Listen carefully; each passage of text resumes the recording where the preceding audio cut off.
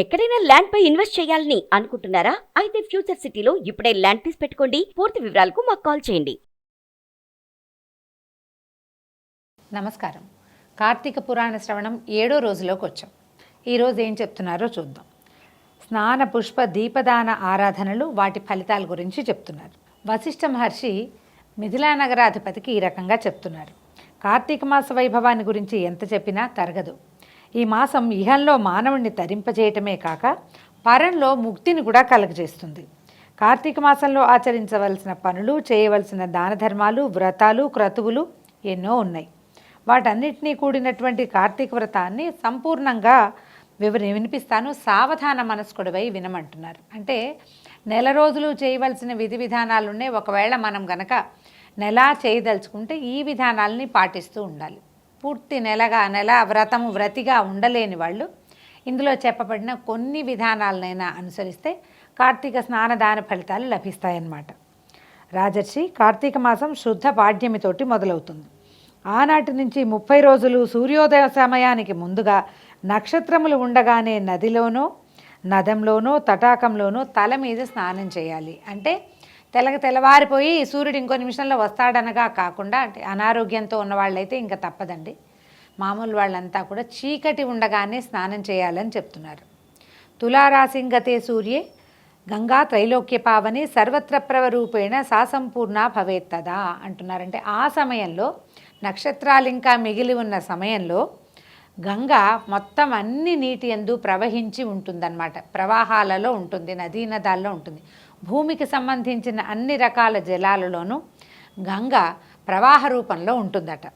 ఈ మాసమంతా పరమపావనమైన గంగానది సమస్త నదుల్లోనూ, నదాల్లోనూ, దిగుడు బావులు, చెరువులు మొదలైన వాటన్నిటి యందు ద్రవ రూపంలో కలిసిపోయి ఉంటుంది. కనుక నీటిలో మునిగి తలస్నానం చేసి దోసిళ్లతో 3 సార్లు నీళ్లు తీసి ఆ నీటిని సూర్యునికి అర్ఘ్యంగా ఇచ్చి బయటికి రావాలి. తర్వాత పొడి బట్టలను కట్టుకుని తలను పొడి బట్టతోటి శుభ్రంగా తుడుచుకుని ఆరబెట్టుకోవాలి.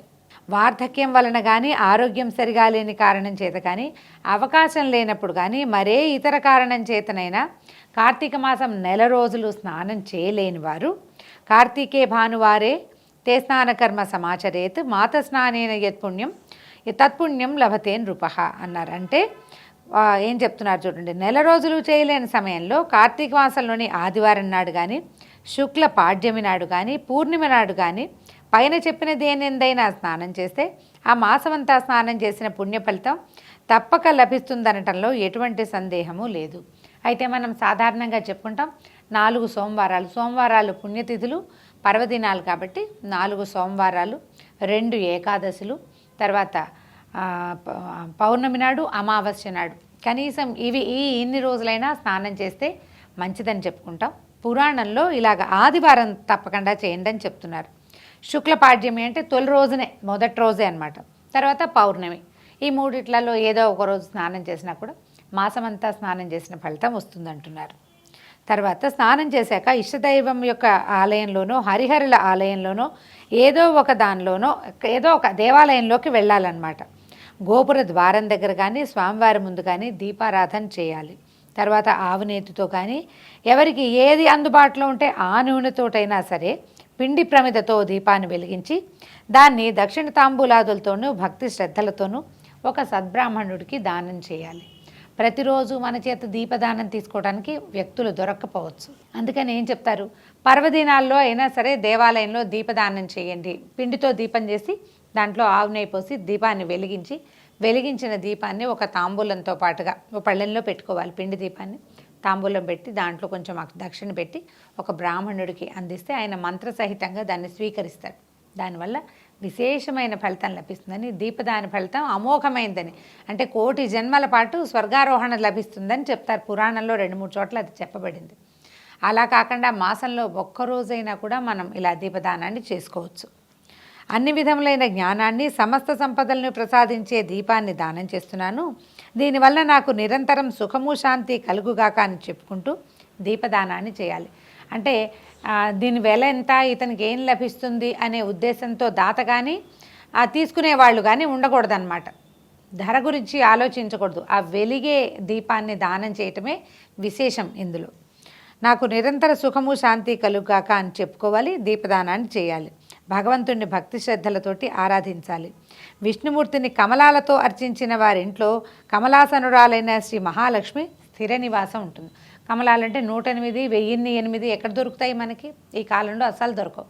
2 తామర పూలైనా సరే ఆలయంలో సమర్పిస్తే విశేషమైన ఫలితం లభిస్తుంది. తులసి దళాలతోనూ జాజి పూలతోనూ పూజించేవారు జనన మరణాలతో కూడిన సంసార చక్రం నుంచి విముక్తిని పొందుతారు. తులసితోటి అర్చన చేయొచ్చండి. మామూలుగా కార్తీక మాసంలో తప్ప ఇతర మాసాల్లో ఎప్పుడు కూడా మనం తులసితోటి పూజ చేసేది కనపడదు. తులసికే పూజ చేస్తూ ఉంటాం కదా.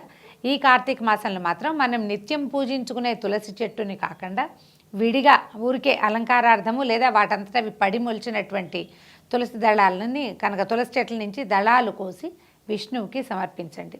లేదా కోసుకుని దళాలు కోసి తీసుకెళ్ళి ఇవి పూజ కోసం కోస్తున్నాను అని ఒక నమస్కారం చేసుకుని చెప్పుకోవాలి. ఓ చెంబెడి నీళ్ళు పోయాలి ఆ చెట్టుకి. ఆకాశింతుడు దళాలు కోసుకుని, అంటే స్త్రీలు కోయకూడదు, పురుషులే కోయాలి, ఇలాంటి నియమం కూడా ఉందమ్మా. మనం ఏదైనా వైద్యానికో ఆరోగ్యానికో కోయటం లేదు, కేవలం అర్చన కోసమే ఇవి కోస్తున్నాము అని చెప్పుకుని విష్ణువార్చన కోసమే కదా తులసి ఉండేది. ఈ దళాలు కోసుకుని దేవాలయంలో కూడా సమర్పించవచ్చు. జాజి పూలు అంటే ఉదయకాలంలో కొంచెం తొందరగా వాడిపోతాయి, సాయంకాలం అర్చన అయితే చాలా విశేషంగా కుదురుతుంది. తులసి జాజి పూల అర్చన 2 ఈ సమయంలో అంటే కార్తీకంలో విశేషమైన ఫలప్రదాలుగా చెప్పబడ్డాయి. సదాశివుణ్ణి మారేడు దళాలతో ఆరాధించే వాళ్ళు ముక్తిని పొంది తరిస్తారు. పూలు పళ్ళను దానం చేసే వారి పాపాలు సూర్యరశ్మికి చీకట్లు పటాపంచలైనట్టు పటాపంచలైపోతాయి. మన వాకిట్లో ఉన్న పువ్వులు అలా చెట్టుకుంటే అందమని భావించకుండా ఎవరైనా కోసుకుంటామంటే కోసుకొనివ్వాలి. అది దాన ప్రక్రియ కిందకు వస్తుంది. తర్వాత నైవేద్యం పెట్టిన పళ్ళు లేదా మన కోసమే కొనుక్కున్న పళ్ళది ఎవరికైనా దానంగా ఇవ్వటం కూడా ఈ కాలంలో చాలా మంచిదట. తర్వాత కార్తీక మాసంలో జపతపాలు హోమాలు చేసేవారి పితృదేవతలు తరిస్తారు. జపం చేసుకోవటం, నిత్యము జపం చేయటం 4 రోజుల పాటు, లేదా పర్వదినాల్లో జపం చేసుకోవటం, రేపు రాబోయే గ్రహణ కాలంలో జపం చేయటం కూడా వారి యొక్క పితృదేవతలు చాలా ముందుకు వెళ్ళిపోతారంటే స్వర్గారోహణ చేస్తారు, ముక్తిధామాన్ని పొందుతారని చెప్తారు. దేవాలయంలో భగవంతుని సమీపంలో మామిడి తోరణాలు కట్టి సాలగ్రామాన్ని అర్చించిన వారికి ఉత్తమ గతులు లభిస్తాయి. ఈ కార్తీక మాసంలో దేవాలయంలోని దేవతామూర్తికి భక్తి శ్రద్ధలతో దండ ప్రణామాలు చేసిన వారికి అశ్వమేధ యాగ ఫలితం లభిస్తుంది. కార్తీకంలో ఉసిరి చెట్టు నీడలో దేవతార్చన చేసిన వారి జోలికి రావడానికి కానీ వారిని తేరిపార చూడడానికి కానీ యమధర్మరాజు కూడా సాధ్యం కాదు. అందుకని మనం వనభోజనాలకు వెళ్తాం కదా, ప్రత్యేకంగా ఉసిరి చెట్టున్న వనాలని ఎన్నుకొని అక్కడికి వెళ్ళి ఆ ఉసిరి చెట్టు కింద సాలగ్రామారాధన లేదా ప్రతిమారాధన, విష్ణు ప్రతిమారాధన అయినా చేయొచ్చు. విష్ణువుకి పూజ చేసి విష్ణు సహస్రనామం చదువుకుని తర్వాత ఆ ప్రాంతంలోనే వంటలు చేసుకుని భోజనం చేసిన వాళ్ళకి మృత్యువు రాదని చెప్పడం వీరి ఉద్దేశం అయి ఉండదండి. అకాల మరణం సంభవించదు. చిన్న వయసులోనే ఏదైనా ప్రమాదాలు అవి ఉంటే జాతకంలో కూడా ఏమైనా గ్రహదోషాలు ఉండి మనకి గండాలు ఉంటుంటాయి. చిన్నపిల్లలు కూడా గండాలు ఉంటాయి. పిల్లల్ని కూడా ఇలా వనాలకు తీసుకెళ్తే ఆ చిన్న చిన్న బాలారిష్టాలు అవి తొలగిపోతాయి, పెద్దవారికి గండం తొలుగుతుందని చెప్తారు. కార్తీక మాసంలో సాలగ్రామాలని తులసి దళాలతో పూజ చేసిన వారు ధన్యులై తరిస్తారు. ఉసిరి చెట్టుతో కూడిన వనంలో భగవంతుని పూజించి వనభోజనం చేసిన వారు శరీరాన్ని వదిలిన తర్వాత పుణ్యలోకాలకి చేరి తరిస్తారు. కార్తీక మాసంలో చెరిగిన వస్త్రాలతో చలికి వణుకుతూ బాధపడుతున్న వారికి వస్త్రదానం చేస్తే సద్గతులను పొందుతాము. అతని వలన అతని పూర్వీకులు కూడా తరిస్తారు. కార్తీకంలో శ్రీహరిని అవిసెపూలతోనూ తులసి దళాలతోనూ ఆరాధించిన వాళ్ళు ఈ లోకంలో సౌఖ్యాన్ని అనుభవించి పరలోకంలో ముక్తులై తరిస్తారు. అవిసె పువ్వులు అందరికీ దొరకవండి. ఎవరికైనా లభిస్తే కనుక ఒక్క పువ్వైనా సరే ఏదో పక్కన పడేయకుండా ఆ వేసేది భగవంతుని పాదాల యందు వేస్తే దానివల్ల కూడా విశేషమైన ఫలితం లభిస్తుందట. శివుడిని జిల్లేడు పూలతో ఆరాధించిన వాళ్ళు సంపూర్ణమైన ఆయుర్దాయాన్ని అనుభవించి మరణించిన తర్వాత శివ సాయుధ్యాన్ని పొందుతారు. కార్తీకంలో స్నానము, దీపారాధన, దీపదానము, వనభోజనము, దేవతారాధనలు, దానాలు చేయటం వల్ల కలిగే ఫలితం ఇంత అంత అని చెప్పడానికి వీల్లేదు. ఈ విధంగా చేయని వారు మాత్రం అనేక జన్మ పరంపరలలో కొట్టుమిటాడుతూ పరితపిస్తారు. కార్తీక మాసంలో ఇతరులు వెలిగించిన దీపాలను చూసి ఆనందించేవాళ్ళు, పూజా పునస్కారాలతో ఇతరులకు సాయపడేవాళ్ళు, భగవదారాధనకు సమారాధనకు సహకరించేవాళ్ళు, పురాణ కథా కాలక్షేపాల్లో పాల్గొనేవాళ్ళు, ఆలయాలలో దేవతాస్తుతుల కొరకు గానం చేసేవాళ్ళు ఈ లోకంలో సుఖశాంతులను పొంది పరలోకంలో దైవ సాన్నిధ్యంలో ఉండి చివరకు ధ్రువలోకాన్ని చేరుకుంటారు. ఈ కార్తీక మాసంలో సోమవారాలు, పౌర్ణమిలు చాలా ప్రసిద్ధమైన దినాలు.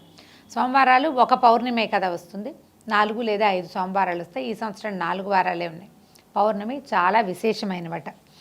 ఈ రోజుల్లో ఉపవాసం ఉండి సాయంత్రం పూజలు చేసి ప్రసాదాన్ని స్వీకరించడం ఇవన్నీ అంటే వారి వారి వంశము సాంప్రదాయము వారి ప్రాంతంలో ఎలాంటి ఆచరణలు ఉంటాయి దాన్ని బట్టే.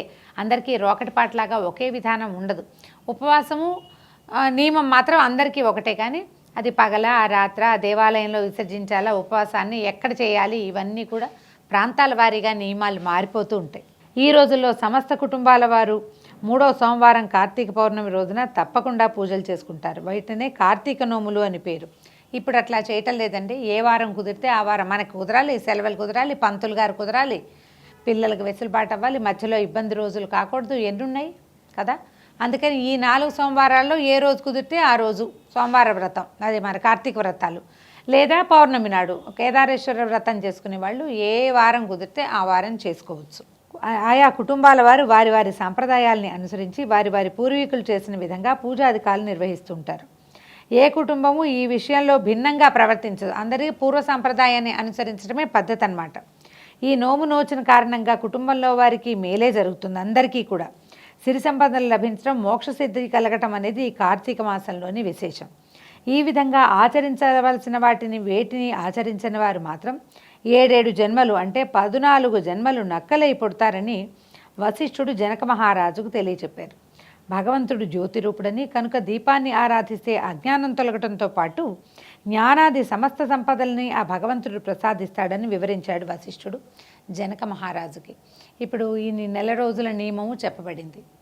నెల రోజుల్లో కాకపోతే కనీసం పర్వదినాల్లో అయినా నియమం, లేదా కనీసం మీ కుటుంబ సాంప్రదాయాన్ని అనుసరించి ఇళ్లలో పెద్దవాళ్ళు ఏం చేసేవాళ్ళో, మన ముందు తరాల్లో ఏం జరిగిందో అదైనా ఆచరిస్తే మనకి ఈ కార్తీక మాసాలకు పూర్తి ఫలితం లభిస్తుందని చెప్తున్నారు.